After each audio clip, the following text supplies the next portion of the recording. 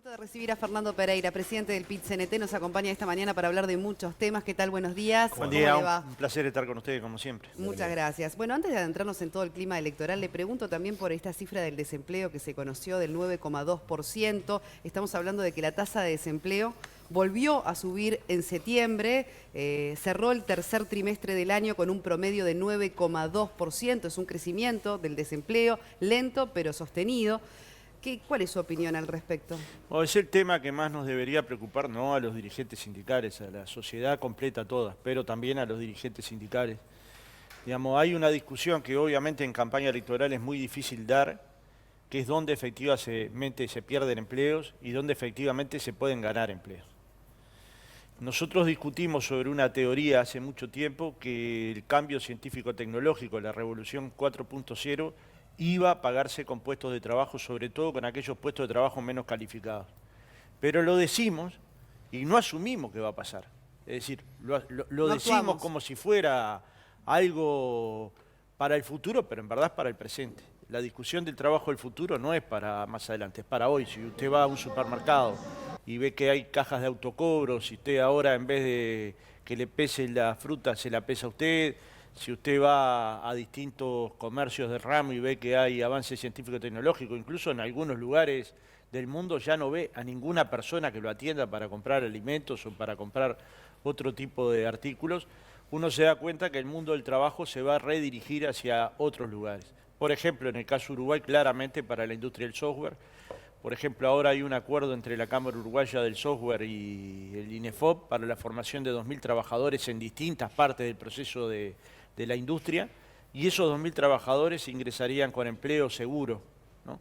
Nichos de este tipo habría que ir generando. Por ejemplo, mañana o pasado vamos a estar reuniéndonos con los directivos del IFAN, porque por fin se va a reabrir en el Uruguay otra vez una planta para automotora. Y esto en sí mismo son avances que hay que ver hasta dónde se llegan. Pero Fernando, también hay que ver qué es lo que está pasando. ¿Se está, por ejemplo, falta gente capacitada para las áreas en donde hay demanda? Claro. Y quizás sobra gente para determinados puestos que están en vías de desaparecer. Hay que ser contundentes. En el futuro inmediato, las personas que tengan niveles de formación profesional y técnica de baja calidad van a tener dificultades para acceder al empleo. Con lo cual acá el desafío educativo, más allá de la educación formal, que para todos es importante, me refiero a la formación integral de las personas, a la formación que permite ser un ser humano feliz, ser creativo, tratar de buscar la libertad, hay que incorporarle factores vinculados al trabajo. Por ejemplo, en varios programas estaba planteada la formación dual, yo creo que la comentan solo parcialmente, puedo asegurar que he estado estudiando el tema de los últimos 3 años. Por ejemplo, la formación dual, la más común en Alemania, el 80% de la inversión en formación dual lo hacen los empresarios alemanes. Explica lo que es el concepto. La formación es que durante tu proceso formativo en la universidad o en la escuela técnica tengas una pasantía en un lugar de trabajo concreto en relación con ese trabajo que vas a tener. Con lo cual vas acompasando tu conocimiento teórico con una práctica concreta en el lugar de trabajo. Por ejemplo, en energía. Yo vi en energía eólica, vi en el tema de los ferrocarriles en Alemania. ¿Remunerada esa pasantía o no? Sí, digamos, como parte de la formación. Muy bien remunerada. En algunos casos, mejor remunerada que un asalariado en Uruguay.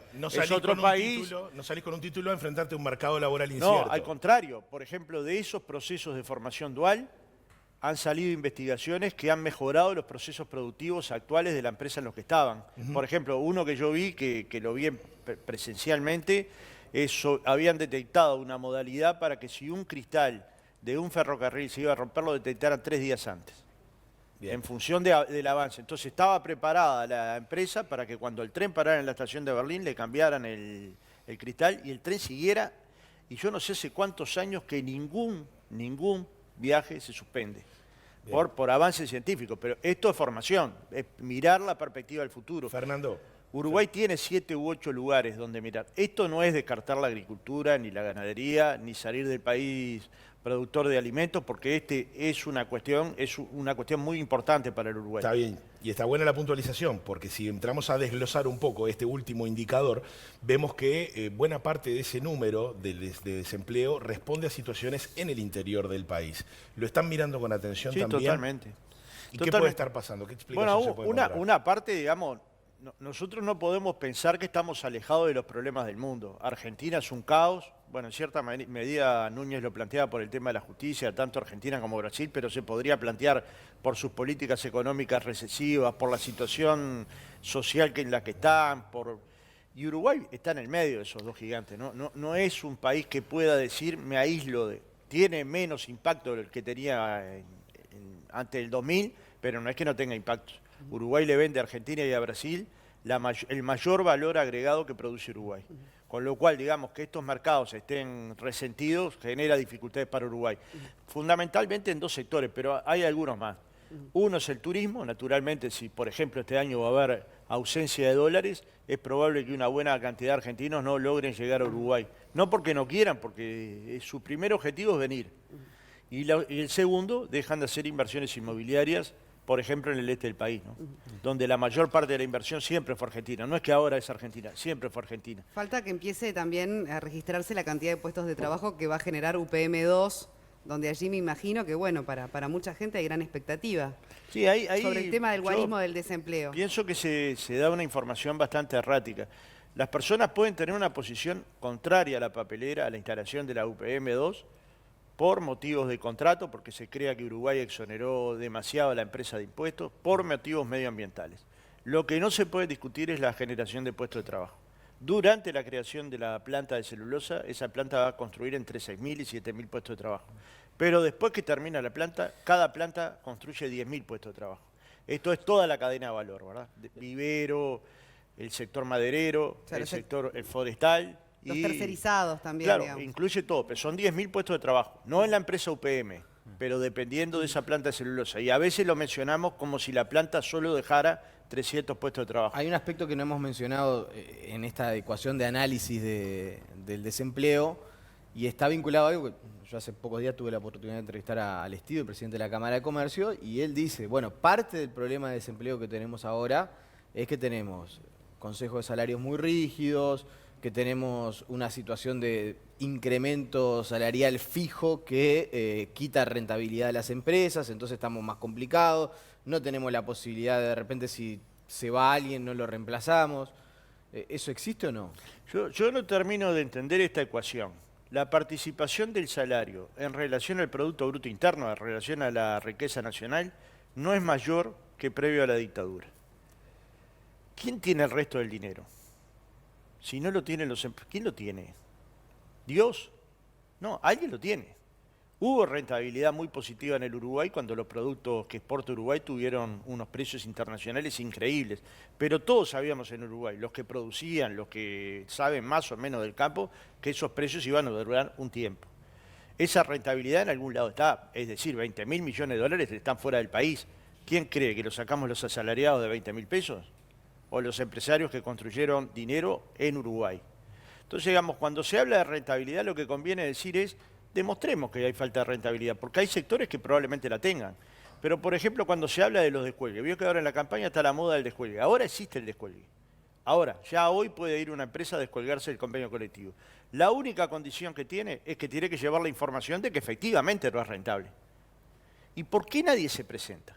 Esta pregunta como periodista, ¿por qué no te la formulas? ¿Por qué nadie se presenta a descolgarse si tiene una situación que la rigidez de ese salario no le permite avanzar? Me da la impresión de que no todos decimos la verdad. Yo creo que los empresarios en Uruguay no están preparados para discutir productividad. Es decir, lo dicen, pero ni bien uno dice, yo acepto discutir productividad. Lo digo en un canal de televisión. El PIT-CNT acepta discutir productividad. Probablemente se necesitan datos sectoriales, pero lo que más se precisa en cada empresa es tener la información. ¿Se está dispuesto a darla? Porque nadie discute productividad sin tener las herramientas arriba de la mesa, ¿no? Y eso es cómo se va a producir más, cómo se va a cambiar la organización del trabajo, cuál es la nueva tecnología que va a ingresar, cuál es la formación que los trabajadores van a tener que tener para estar a la altura de esas circunstancias. Entonces yo creo que hay un debate racional. ¿Es posible pagarle a un trabajador menos de 20.000 pesos en Uruguay? Porque en Uruguay ganan 400.000 trabajadores 20.000 pesos. ¿Esta es la rigidez? Claro, algunos añoran vivir como en Paraguay. En Paraguay no pagan nada, no pagan ni salario ni seguridad social. El 10, 10 y 10 podría ser sinónimo, esto es la joda. Esto se llama joda. Queremos eso para nuestros hijos, porque este es el país de nuestros hijos. Yo no lo quiero. Entiendo que es más fácil de captar inversiones, ¿no? Ahora, ni bien hay una crisis en Brasil o Argentina, Paraguay no es que se refría, se cae. En un semestre cayó 3% del Producto Bruto Interno, aún con estos impuestos ridículos que estoy diciendo, y sabiendo que la mayor parte de la población paraguaya no va a poder jubilarse. No sé si me explico el grado de gravedad. Sí, es claro. Casi También- el también- 70% también es verdad, dicen de los paraguayos no se van a poder jubilar. La explicación es clara. También digo, poniéndose del otro lado, si yo tengo un producto en Uruguay que está tendiente a crecer cero, una economía estancada, un consumo interno que también está desacelerado, y yo soy una pequeña y mediana empresa, que es la mayoría de las empresas del Uruguay. La mayoría de las empresas del Uruguay no son empresas de gran porte. Y yo tengo un costo fijo de incremento salarial del 8, del 7, del 6, no importa, y mis ventas aumentan cero, es una ecuación complicada, porque además hay suba de tarifas eléctricas, porque hay suba Y de sus productos. ¿Eh? Y de los productos que usted vende. Sí, obvio, pero también vendo menos. Vamos Y- a ver y si tengo- vamos a ver quién vende menos. Bueno, Todo esto hay que documentarlo. Todos los datos de consumo interno del país dan que la economía está desacelerada y que el consumo Y el interno ha consumo caído. interno, ¿quién lo provoca? El salario, las jubilaciones. Está Si bien. usted baja el salario y las jubilaciones, ¿cómo No, va a y ser si- para y si aumentar hay casi el 10% de desempleo, hay menos gente para consumir. Bueno, y, y- si hay y menos a- gente para consumir, el Usted ve los shopping- negocios cerrar, digo. Veo Todos cerrar lo vemos. y veo abrir. Veo las dos cosas. Lo que pasa es que estoy en campaña electoral. Todo lo que Sobre diga todo puede los pequeños ser emprendimientos, usado ¿no? en mi contra. Veo cerrar mucho, veo abrir mucho. De los que abren, no hablamos nunca. Pero vi abrir hace poco unos museos a toda Bueno, pero onda, a toda rosca, ¿no? más que la cantidad que abran es los que se sostengan, porque digo, ahí también No, está la no, cuestión. los costos Todos para podemos tener el sostenerse. sueño de un Pero a ver, emprendimiento, abrirlo, pero si a los Hoy 6 hay meses al año o a bastante los 2 más años. empresas de las que había en el 2005, en el 2004, en el 98. Bastante más. Estos son datos, algunos dicen, bueno, son empresas unipersonales, algunas, pero hay 100.000 empresas que no son unipersonales. Fíjate vos que la otra vez discutíamos del tema ocupaciones, decíamos 12 ocupaciones en 100.000 lo colocamos como un problema de los uruguayos. Ojalá me dieran a mí esa noticia de posibilidades de infarto, 12 en 100.000. Hay que ver si las que abren dan el mismo trabajo que las que están cerrando, Fernando. Bueno, no necesariamente por lo que te dije. Por ejemplo, en el sector de supermercados, por la innovación científica tecnológica, se implica la caída de 1.000 puestos de trabajo. Sin embargo, perdieron 4.000. Estas son reestructuras silenciosas. ¿Por qué se pueden dar en esos sectores? Porque el trabajador del supermercado se va rápidamente al lugar. Es un trabajo de pasada, mientras se está formando, mientras consigue otro empleo de mejor calidad. Y los supermercados restringieron la cantidad de trabajadores. Si uno va a un supermercado hoy, se da cuenta que tienen menos personal del que precisan para dar un buen servicio. Y seguramente más Y del ahí que van a nosotros- tener en un par de años. ¿Eh? Seguramente más del que van a tener en un par de años. Bueno, habrá que ver, porque mirá que siempre se han levantado alarmas en el mundo. Yo por la década del 90 leí un libro de Jeremy pero Rifkin le dijiste que hace se un llama... ratito, Fernando. No, dije que iban a cambiar los puestos. Hay lugares en Estados No, Unidos ¿viste que lo que dije? tienen, Dije no que tienen ni gente para atender. iban a cambiar los puestos de trabajo, no que iba a haber menos trabajo, va a haber No, más yo trabajo. estoy diciendo los supermercados, estamos hablando de Los supermercados. supermercados probablemente sí, sí. Pereira, ¿y qué Pero hay que generar condiciones Sí. para que las reestructuras opina? no ¿Y qué sean opina de la este grado ola de agresividad. migratoria? Bueno, De- calculo que con los discursos de odio que se han escuchado en esta campaña electoral, la mayor parte de los uruguayos debe mirar a un migrante y pensar que es el que le está quitando el trabajo. No, pero ¿no? sí es una realidad que uno ve los migrantes trabajando hoy mucho en el sector servicios, por ejemplo. en Eso muchos es un en cambio muchos sectores. que hemos percibido todos, Yo ¿no? parto de la base que nosotros tenemos acá enfrente, del otro lado del Río de la Plata, varias decenas de miles de uruguayos viviendo en la Argentina y que los han tratado la mayoría de ellos en forma muy razonable, muy adecuada. Tenemos miles de uruguayos viviendo en España, en Portugal, en Suecia. Bueno, ¿a dónde van? Hay un programa que pasan, que van a visitar uruguayos y hay en toda parte del mundo. Yo parto de la base que nosotros queremos que los uruguayos los reciban bien allí donde van. Y nos quejamos 10.000 veces, incluso en algún programa de este canal, sobre cuando nos trataban como sudacas en parte de Europa, cuando llegaban uruguayos, chilenos o paraguayos. Yo creo que el trato que le debemos de dar a los migrantes es el mismo trato que tiene un uruguayo. ¿Cree que Ni se le están dando las preferencial. mismas condiciones que Bueno, a los estamos uruguayos? tratando de controlar que eso sea así. Esto no siempre es fácil, porque es una ola bastante más grande que la que el Uruguay estaba acostumbrado a tener. Hay una parte de las personas que llegan con alto nivel de formación profesional, sobre todo venezolanos y cubanos, algunos incluso con títulos universitarios. Hay otra parte de los migrantes que llegan con menos calificación. Lo que no puede entender el contratante, que puede contratar con peores condiciones que a los trabajadores uruguayos. Tiene un consejo de salarios que cubrir y tendría que cumplirlo. Pero por su conocimiento, ¿eso pasa o no? En algunos casos se viola, como se viola casi todo en Uruguay. Digamos, jornada de 8 horas para el trabajador rural hay. Lo que pasa es que todavía no hemos sido capaces de construir el conocimiento y la conciencia del trabajador para reclamar si no le pagan. Es decir, la ley tiene que tener un segundo sustento, que es el control social. En algunas cosas nosotros lo logramos. Por ejemplo, hay sectores de actividad. Yo te diría, en la construcción prácticamente no hay trabajo. Hay trabajadores extranjeros, lo que no hay es trabajo informal. Fernando, vos decías... No, trabajo informal en las empresas formales, trabajo informal claro, hay sí, por todos lados. Bandido hay por todos lados. Fernando, vos decías, hay cosas que no puedo decir porque no puedo entrar en campaña. Sin embargo, No, pero redactaste un posteo en Facebook que es tu opinión y no necesariamente claro, la de la central de trabajadores. Pero bueno, se está evaluando un escenario con una posibilidad de que quienes hoy son oposición sean gobierno. Y en ese sentido, se está discutiendo a nivel de la central. Yo sé que han tenido encuentros con la fórmula del Partido Nacional. Vos me dirás si hubo más coincidencias que discrepancias. Pero bueno, ¿se ha conversado sobre esta posibilidad dentro de la central? Sí, yo tengo obviamente opiniones personales, las he volcado. Creo que todos tenemos la posibilidad de hacerlo y de no hacerlo. No nos puede dar lo mismo quién es presidente. Tenemos la posibilidad de hacerlo e incluso de no hacerlo. Porque, digamos, ustedes todos podrían opinar en sus posteos sobre qué hacer electoralmente. O pueden decidir no hacerlo. Eso es la libertad. En cierta medida la discusión del tema anterior. Pero el cargo el no aborto exige una determinada responsabilidad. No, Digo, como mire, presidente de la central sindical. Soy militante que tengo 17 años y soy católico que tengo Pero, uso de razón bien, y soy hincha de Goes desde que entro a la cancha de Pero Misioneros. no querés comprometer la independencia de clase de Pero la la central. independencia significa esto, no consultar ni a los partidos ni a los gobiernos para tomar tus propias decisiones. Jamás significó no hacer política.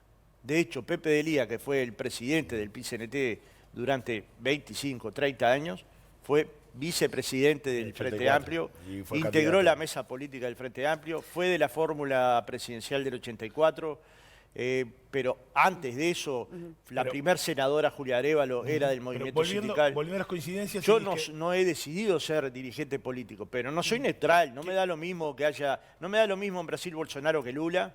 Ni me da lo mismo en Ecuador Correa que Lenín Moreno, ni me da lo mismo Bolivia Evo Morales que Mesa. ¿Por qué me daría lo mismo en el país en el que vivo? Comprendo. Ahora, ¿qué puntos de encuentro tuvieron con la fórmula del Partido Nacional y en qué puntos definitivamente habría que limar asperezas? Bueno, lo primero es lo que dijo Núñez en el tema anterior. Yo creo que hay valores en el Uruguay que todos los tenemos que preservar independientemente de cuál sea el resultado.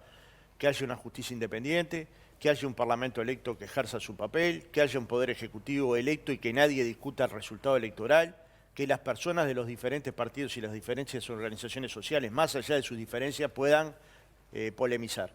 Y la segunda es el debate con respeto. Yo no quiero el debate argentino, quiero un debate más en el uruguayo. debate próximo? ¿Qué estaría bueno que se especificara bien la postura de cada Si uno de los efectivamente candidatos? hay dos proyectos de país, tienen que quedar marcados dónde están las diferencias. Pero Tiene que quedar claro. ¿Algún eje El temático trabajo que diga? tiene que quedar claro en agenda de derechos, tiene que quedar... Porque todo el mundo me dice, está claro en el programa, yo incluso lo tengo acá. Está claro, pero todos los días escuchamos una voz de un diputado electo, de alguien de una organización perteneciente a la coalición que habla sobre la agenda de derechos. Para mí la agenda de derechos es muy importante.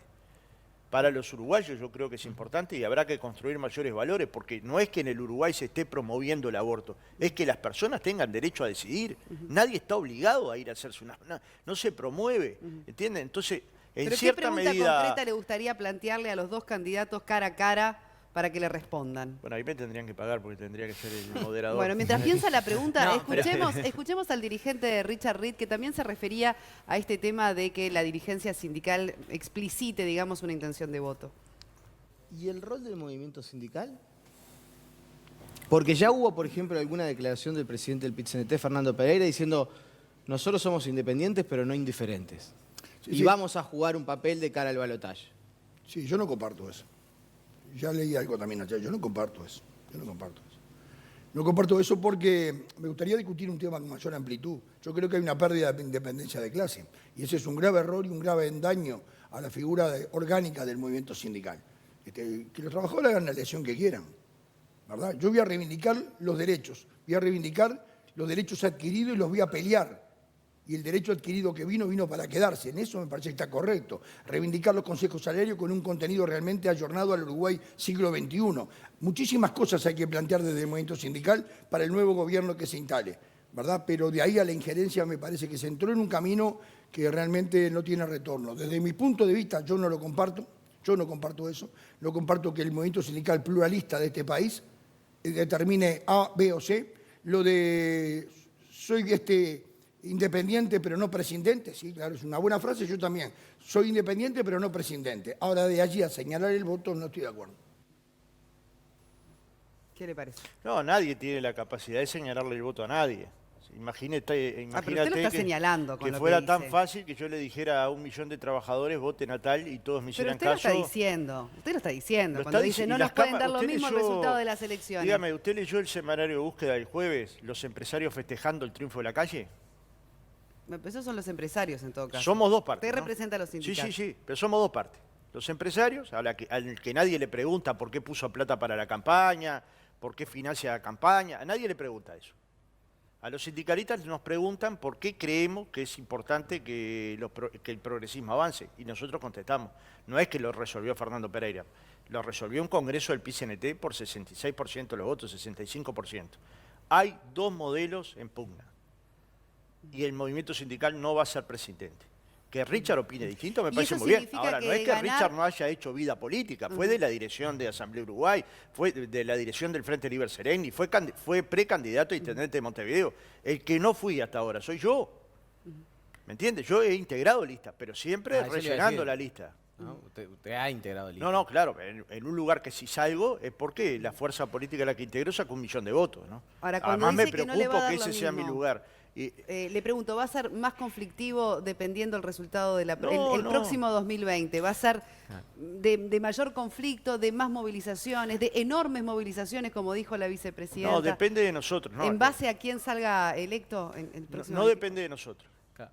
La conflictividad exclusivamente no depende de nosotros. Por ejemplo, si no se ajustaran los salarios en los consejos de salarios, que esta es la pregunta que le haría a los dos candidatos, si los salarios de todos los trabajadores se ajustarían dentro del consejo de salario con participación del gobierno, esta pregunta es clave, porque si no se laudan solo los mínimos de categoría. Y si los cámaras están sobrelaudados, tendrán que esperar a que les llegue la categoría. ¿Me entiende? Entonces, estas cuestiones son las que están en pleito. Si efectivamente no se llenan las vacantes públicas como se están planteando, y va a haber conflictividad. Si efectivamente en este programa no está, en el anterior estaba la desmonopolización de los combustibles y por lo tanto la importación del gasoil, y con eso un perjuicio importante a la refinería de La Teja, y es evidente que va a haber problemas. Si la calle nos llama el 25 de noviembre, como nos dijo en la reunión con el PIT-CNT, nosotros vamos a ir, pero vamos a ir sabiendo cuáles son nuestros puntos de vista, porque él sabe cuáles, nosotros sabemos lo de él, y él sabe lo nuestro. Lamentablemente tenemos que cerrar, porque yo quería Tenemos llegar a tiempo, ese Pilar, punto. como hasta las 11. Yo quería llegar, quería llegar a ese punto. Porque está bárbaro que ustedes digan, bueno, en realidad nosotros vamos a tener nuestra posición, pero como bien manifestaste en un momento, hay un programa de gobierno. Y el programa de gobierno está siendo sometido a la ciudadanía. Si la ciudadanía en mayoría aprueba ese programa de gobierno, el PIT-CNT, por más que tenga sus postulados, sus intereses, tiene que medir muy bien hasta dónde impide que se aplique lo que votó la mayoría de las personas. Porque es parte del juego de la democracia. Gana uno y pierde otro. Mira, si a vos te dicen que vas a perder el trabajo por una decisión de un plan de gobierno, lo vas a defender a tu trabajo, acá en el canal, a morir. Aunque lo diga el programa de gobierno, la Biblia o el documento que elijas como más sagrado para tu vida. O sea, si a mí me dicen Entonces no hacemos que no va a haber... elecciones y No, porque las lo que no me organizaciones toca a mí, sindicales, ¿qué lo que dijimos no me al toca a mí. principio? Son independientes de los partidos y de los gobiernos. Actúan en defensa de los trabajadores. Si vos me decís que van a caer 50.000 trabajadores públicos, yo voy a actuar en defensa de los trabajadores públicos. Si vos me decís no va a haber aumentos generales de salario, voy a defender el salario. Pero vos pretendés que los dirigentes sindicales no defendamos el salario de los trabajadores. Los trabajadores del canal esperan del PIT-CNT que no defiendan su salario. No esperan eso. Esperan todo lo contrario. La gente tiene derecho a decidir y va a decidir. Y el movimiento sindical, por constitución, tiene derecho a hacer las medidas que entienda necesario para evitar que cambios que son regresivos para los trabajadores se aprueben. Yo hacía referencia especialmente, por ejemplo, el tema del monopolio de los combustibles, la libre Bueno, pero importación. si nosotros se está queremos que eso sometiendo a va la a ser un ciudadanía, se está desastre. diciendo, esto es lo que vamos a hacer, la ciudadanía vota, elige al programa que propone eso, bueno, está. ¿Y es qué vos con qué la decís? ¿Que los democracia. sindicatos dejan de luchar durante 5 No, años? no digo que dejan de luchar, digo, se está haciendo Bueno, lo que se propuso y que votó la ciudadanía. Ojalá la gente no dirija un sindicato como pensás vos. No, no, yo Porque estoy un plan diciendo de mi gobierno opinión. se vota No estoy diciendo mi y opinión. se modifica a lo largo del periodo de gobierno. ¿Te imaginás que con este documento de 20 páginas no se puede gobernar 5 años? Bueno, después lo que no Van a esté, venir lo que no esté, estas lo que no cosas esté ahí y otras se cosas, verá. porque además un acuerdo de una semana, por más que ha sido muy rápido, tiene muchas generalidades. Cuando a vos te dicen, va a haber cambios en el estatuto del La funcionario... calle Pau hablando de eso tiene más tiempo que No, yo que lo la mujer del escucho, mate. lo escucho con algunas cosas de la calle Pau, pero sobre todo algunas cosas de Talvi me dieron pavor y lo dije en el momento, no ahora. La ciudadanía ella Cuando eligió y no dijo- eligió al tal y eligió a la calle Pau. Sí, pero están juntos, se necesitan. Acá no es un problema, no tiene la calle Pau la mayoría parlamentaria. Para construir este documento tiene que hablar con Talvi y le gustará más o menos, tiene que hablar con Manini y creo yo que con Manini nada más. Bien. Pero habla también con el Partido Independiente y con Novi. Entonces, Bueno. ¿cuál debe ser el papel del movimiento sindical? Defender los derechos, el que dijo Richard, ¿no? Defender los derechos conquistados. Si alguien me va a venir a arrebatar derechos conquistados, por ejemplo la frase, voy a cambiarle el estatuto del funcionario docente y no docente. Eso es cambiar un contrato de trabajo. Si usted me va a cambiar un contrato de trabajo, ¿lo va a discutir con los maestros, con los profesores, con los funcionarios? Si no lo va a discutir, va a haber un problema. Entonces, ¿nosotros qué hacemos? Anunciamos que hay dificultades si se Bien. aplican las cosas sin negociación colectiva. ¿Es esta una amenaza? No, señores, es esto ejercer el derecho de los sindicatos a defender los logros que los trabajadores obtuvieron. Siempre quedan temas para hablar. Fernando Pereira, presidente siempre del falta PIT-CNT. No, porque siempre hay nuevas oportunidades ¿Cómo para, no? para ¿Cómo no? conversar. Pero de acá al 24 todo tranquilo por parte de la Sí, central. se pronosticaron paros, se pronosticó todo. Por eso, en ese No sentido- hubo nada, todo lo que hubo es un pronunciamiento mío que dice esto, Bien, que pero no, no somos va a haber- neutrales.